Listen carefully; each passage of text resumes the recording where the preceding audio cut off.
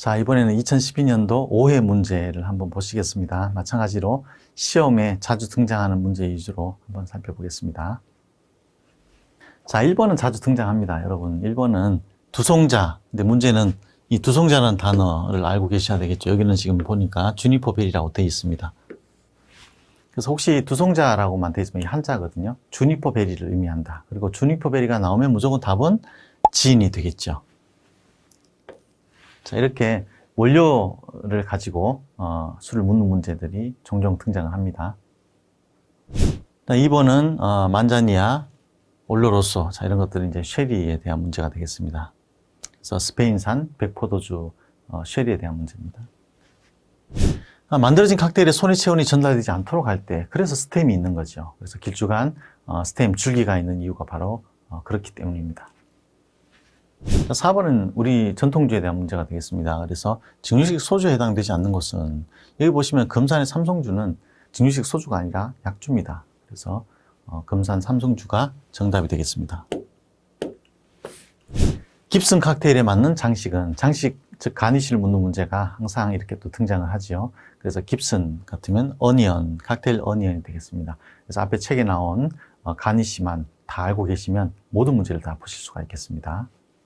자, 8번 문제도 자주 등장을 합니다. 상면 발효 맥주. 상면 발효 맥주는 여러분들 하면 발효 맥주, 상면 발효 맥주가 있죠. 그래서 발효가 진행될 때 위로 뜨는 효모와 밑으로 가라앉는 효모가 있는데, 상면 발효 맥주 세 가지, 에일 스타우트 포터만 외우고 계시면 모든 문제를 다 푸실 수가 있습니다. 그래서 상면 발효, 에일 스타우트 포터 이렇게 좀 알고 계시면 되겠습니다. 자, 그 다음에 10번 같은 문제도 지금 리큐어 혼성주죠. 그래서 혼성주 부분 여러분들 키워드 중심으로 해서 좀 알아두시면 되겠습니다. 그 다음 11번은 좀 자주 등장을 합니다. 그래서 여러분들이 반드시 알고 계셔야 되는데, 스카치 위스키의 꿀, 그럼 바로 이게 드람부이가 되겠죠. 스카치 위스키의 꿀, 드람부이. 리큐어 중에 가장 문제에 많이 등장을 하는 리큐어 혼성주가 바로 드람부이가 되겠습니다. 사람을 만족시키는 음료란 뜻이고, 스카치 위스키와 꿀로 만드는 그런 혼성주가 되겠습니다. 자, 그 다음에 프랑스의 발포성 와인. 자, 발포성 와인, 그러면 스파클링 와인을 얘기하는 거죠. 우리가 여러분들 잘 알고 계시는 샴페인을 비롯해서 뱅무세, 그리고 젝트는 독일이죠. 자, 이것은 독일. 그 다음에 스푸만테는 이탈리아. 자, 펠바인도 독일입니다. 독일의, 일반적으로 우리가 독일의 스파클링 와인을 젝트라고 통칭을 하고, 그리고 펠바인 같은 경우는 약발포성 와인을 펠바인이라고 합니다. 그 다음 14번도 문제에 자주 등장합니다. 생명의 물, 그러면 보드카 위스키 브랜디, 그리고 하나 더 하면 아쿠아비트 이렇게 되겠습니다. 그래서 보드카 위스키 브랜디, 자, 진이 틀렸죠. 또 진에 대해서 많이 나오는 문제 중에 하나가 뭐냐면, 다음 중 발명자가 알려진 술은, 그러면 진은 알려져 있죠. 실비우스 박사가 만들었다는 게 알려져 있기 때문에 진이 되겠습니다. 그래서 여기서는 생명의 물이라고 지칭되었던 유래가 없는 술은, 그러면 보드카, 위스키, 브랜디, 그리고 아쿠아비트는 어원 자체가 생명의 물입니다. 그 다음 15번 소금 리밍. 자, 소금 리밍 그러면 대표적인 게 바로 마가리따가 되겠죠. 그래서 사람의 입이 닿는 부위인 림에다가 설탕이나 소금을 묻히는 것을 우리가 리밍 또는 프로스팅이라고 합니다. 그래서 프로스팅도 알고 계셔야 되겠고, 그걸 사용하는, 그럴 때 사용하는 기구가 바로 글라스 리머라는 거죠. 그래서 설탕 리밍하는 키스 오브 파이어, 소금 리밍하는 마가리따, 이렇게 알고 계시면 되겠습니다. 자, 17번 용량에 대한 문제 여러분들 알고 계셔야 되겠고, 용량 단위들.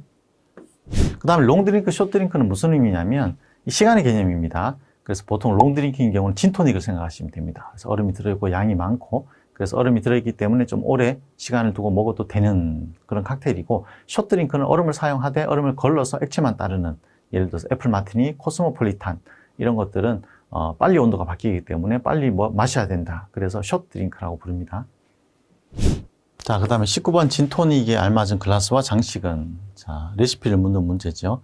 그래서 진토닉은 하이볼 글라스, 하이볼과 여기는 이제 레몬이라고 되어 있는데 레몬 또는 라임이 되겠습니다. 그래서 진토닉은 보통 진, 토닉워터, 라임 또는 레몬. 그 다음에 이렇게 얼음에 대한 문제 등장을 하고 있고, 자, 스카치 위스키 묻는 문제들. 자, T에 대한 문제입니다. T는 발효 정도를 나타내는 불발효차부터 후발효차까지. 좀 알고 계시면 되겠고, 그 다음 증류주인 브랜디에 대한 설명. 특히 브랜디는 숙성에 대한 약자에 대한 거, VSO, PXO 같은 것들이 많이 등장을 합니다. 자, 맥주 원료 중 호프의 역할이 아닌 것은, 즉 보시면 맥주 특유의 상큼한 쓴맛과 향, 알코올 농도 증가, 메가즙의 단백질 제거, 잡균을 제거하여 보존성을 증가시킨다. 자, 전부 다 여기다 맞죠? 자, 보시면 알코올의 농도를 증가시킨다. 알코올을 만드는 것은 효모가 되겠죠. 자, 이것은 효모의 역할입니다. 무조건 여러분 알코올 그러면 효모의 역할입니다. 그래서 나머지 세 가지 다음 중 호프의 역할이 아닌 것은 나머지 세 가지 좀 호프의 역할입니다. 그래서 잘 알고 계시면 되겠고, 이 중에서도 가장 중요한 호프의 역할은 바로 메가즙의 단백질 제거입니다. 그래서 다음 중 호프의 역할 중 가장 중요한 것은 그러면 메가즙의 단백질 제거라고 고르시면 됩니다. 자, 26번 포도에 대한 문제죠. 부르고뉴, 프랑스의 부르고뉴 지방 그러면 화이트는 샤르도네, 레드는 피노 누아가 되겠습니다. 자, 위스키 제조 과정. 메가를 당화시키고 발효시키고 증류시키고 통에 숙성시키고. 자, 이렇게 알고 계시면 되겠고, 혼성주의 특징. 자, 혼성주의 특징 보시면 4번에 있는 곡류와 과실 등을 원료로 발효한 술은 이건 발효주 또는 우리가 양조주라고 하죠.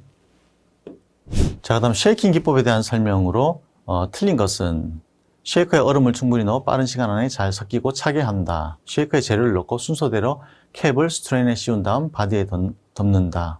잘 섞이지 않는 재료들을 쉐이커에 넣어 세차게 흔들어 섞는 조주 기법이다. 계란, 우유, 크림, 당분이 많은 기류 등으로 칵테일을 만들 때 사용한다. 결론적으로 쉐이킹은 잘 안 섞이는 재료일 때, 계란이라든지 설탕이라든지 또는 시럽 같은 거를 재료로 사용할 때 우리가 쉐이킹을 하게 됩니다. 그리고 이 쉐이커를 결합하는 순서는 쉐이커 바디에다가 스트레이너를 결합하고 그리고 나서 캡을 결합하게 됩니다. 그래서 자, 여기 보시면 음료를 서빙할 때 일반적으로 사용하는 것이 아닌 것은 코스터, 서빙 트레이, 냅킨은 맞죠. 바스프는 음료를 칵테일을 조주할 때 사용하는 기구가 되겠습니다. 자, 와인의 보관 방법은 항상 시험에 등장을 합니다. 그래서 와인은 이퀄 박쥐다, 동물 속에 있는 박쥐다 생각하시면 된다고 말씀드렸죠. 그래서 어둡고 서늘하고 축축한 곳을 좋아한다. 그리고 와인은 진동을 싫어합니다. 햇볕과 진동을 굉장히 싫어합니다. 그리고 반드시 눕혀서 보관하죠. 그래서 와인은 반드시 습기가 많은 75% 내외 정도가 됩니다. 그래서 축축한 곳에 보관을 한다. 그래야지 코르크가 건조해지지 않는다. 자, 머들러. 앞에서도 한번 나왔죠. 머들러라는 것은 과일이나 허브 같은 것을 으깰 때 쓰는 기구가 되겠습니다. 자, 그래서 나머지는 보시면 레몬을 스퀴즈 할 때 스퀴저가 되겠죠. 그 다음 음료를 서빙할 때 서빙 트레이가 되겠습니다. 그리고 브랜디를 띄울 때 우리가 사용하는 게 바스푼을 이용해서 바스푼의 앞면이나 뒷면을 이용해서 띄우게 됩니다. 자, 37번 한번 보시겠습니다. 바람직한 바텐더 직무가 아닌 것은 쭉 읽어보시면 나머지는 다 맞는데 4번을 보시면 칵테일 조주 시 지거를 사용하지 않는다. 물론 사용하지 않을 수 있습니다. 바텐더들은 항상 연습을 하기 때문에 프리 포어링이라고 합니다. 연습을 하지만 기본적으로 지거를 사용함으로써 정확한 용량을 사용한다는 그런 고객에게 신뢰를 주기 위해서 지거를 보통 사용하게 됩니다.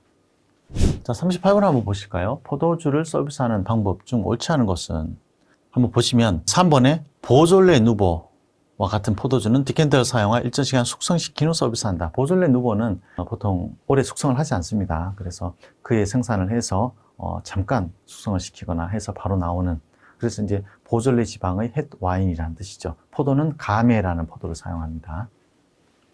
자, FIFO 또 나왔습니다. 선입 선출. 그리고 이게 적용되는 술은 맥주가 되겠죠. First in, first out의 약자라는 것도 알고 계셔야 되겠고, 선입 선출, 먼저 입고된 것을 먼저 판매한다라는 개념이 되겠습니다. 그리고 이게 적용되는 술은 맥주 또는 생맥주가 되겠습니다. 왜냐하면 유통기한이 있기 때문에 그렇습니다. 자, 칵테일을 만드는 기법 중 스터링에서 사용하는 도구와 가장 거리가 먼 것은 우리가 스터라는 기법이 있죠. 시험에 나오는 5가지 기본 기법, 빌드, 스터, 쉐이크, 플로트, 블렌딩이 있는데 그 중에서 스터라는 기법은 믹싱 글라스, 스트레이너, 그리고 바스푼을 사용하게 됩니다. 그래서 믹싱 글라스, 스트레이너, 바스푼. 자, 쉐이커는 쉐이킹을 할 때 사용을 하게 되죠. 자, 그 다음에 주장 종사원의 직무에 해당되는 것은, 자, 일단 읽어보시면 여러분들 알 수가 있겠고, 주장 종사원입니다. 여러분들 문제를 잘 읽으셔야 되겠죠. 주장 종사원이 되겠고, 그 다음에 고객이 호텔의 음료 상품을 이용하지 않고 음료를 가지고 오는 경우, 자, 이걸 우리가 콜키지 또는 콜크 차지라고 하죠. 자, 중요한 문제들을 다 한번 살펴보셨습니다.